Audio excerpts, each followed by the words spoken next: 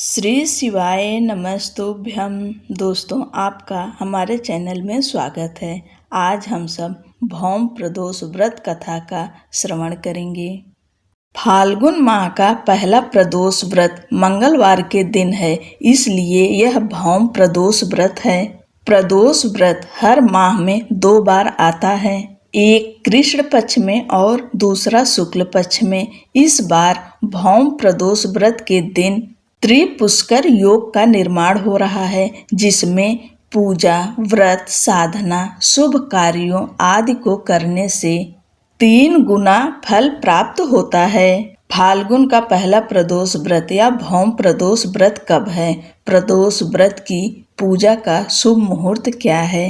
फाल्गुन कृष्ण त्रयोदशी तिथि 25 फरवरी को दोपहर 12:47 पर प्रारंभ होगी। यह तिथि 26 फरवरी को सुबह 11:08 पर समाप्त होगी। ऐसे में फाल्गुन का पहला प्रदोष व्रत यानी भौम प्रदोष व्रत 25 फरवरी दिन मंगलवार को रखा जाएगा। पूजा का शुभ मुहूर्त 25 फरवरी को फाल्गुन के पहले प्रदोष व्रत के दिन शिव जी की पूजा सूर्यास्त के बाद की जाएगी। शिव पूजा का समय शाम 6:28 से रात 8:57 तक है। इस समय आपको पूजा करनी चाहिए। आप वैसे दिन में भी भगवान की पूजा किया जाता है, लेकिन प्रदोष व्रत में प्रदोष के समय, शाम के समय जरूर पूजा करें। भौम प्रदोष व्रत कथा। सूत जी बोले, अब मैं मंगल त्रयोदशी प्रदोष व्रत की विधि विधान कहता हूँ। मंगलवार का दिन व्याधियों का नाशक है। इस व्रत में एक समय व्रती को गेहूं और गुड़ का भोजन करना चाहिए। इस व्रत को करने से मनुष्य सभी पापों व रोगों से मुक्त हो जाता है। इसमें किसी प्रकार का संशय नहीं है। अब मैं आपको उस बुढ़िया की कथा सुनाता हूँ जिसने यह व्रत किया व मोक्ष को प्राप्त हुई। अत्यंत प्राचीन काल की घटना है। एक नगर में एक बुढ़िया रहती थी। उसके एक मंगलिया नाम का एक पुत्र था। वृद्धा को हनुमान जी पर बड़ी श्रद्धा थी। वह प्रत्येक मंगलवार को हनुमान जी का व्रत रखकर यथाविधि उनका भोग लगाती थी। इसके अलावा मंगलवार को एक न तो घर लीपती थी और न ही मिट्टी खोदती थी। इसी प्रकार से व्रत रखते हुए जब उसे काफी दिन बीत गए तो हनुमान जी ने सोचा कि चलो आज इस वृद्धा की श्रद्धा की परीक्षा करें।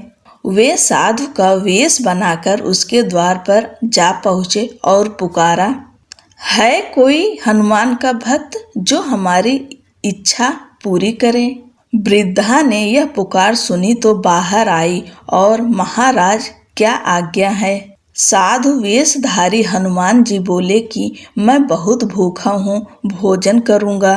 तू थोड़ी सी जमीन लीप दे। वृद्धा बड़ी दुविधा में पड़ गई। अंत में हाथ जोड़कर प्रार्थना की, हे महाराज, लीपने और मिट्टी खोदने के अतिरिक्त जो काम आप कहें वह मैं करने को तैयार हूँ। साधु ने 3 बार परीक्षा करने के बाद कहा, तू अपने बेटे को बुला, मैं उसे औंधा लिटाकर उसकी पीठ पर आग जलाकर भोजन बनाऊंगा।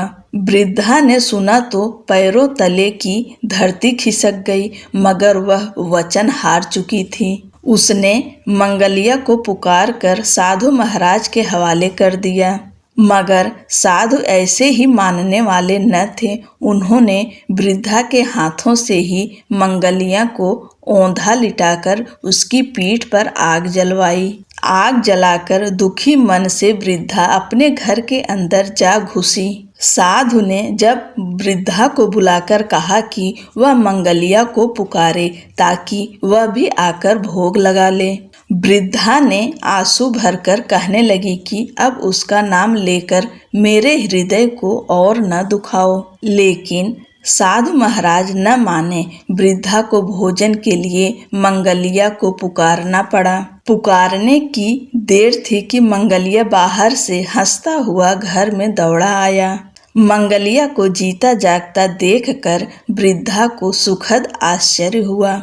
वह साधु महाराज के चरणों में गिर पड़ी। साधु महाराज ने उसे अपने असली रूप में दर्शन दिए। हनुमान जी को अपने आंगन में देखकर वृद्धा को लगा कि जीवन सफल हो गया।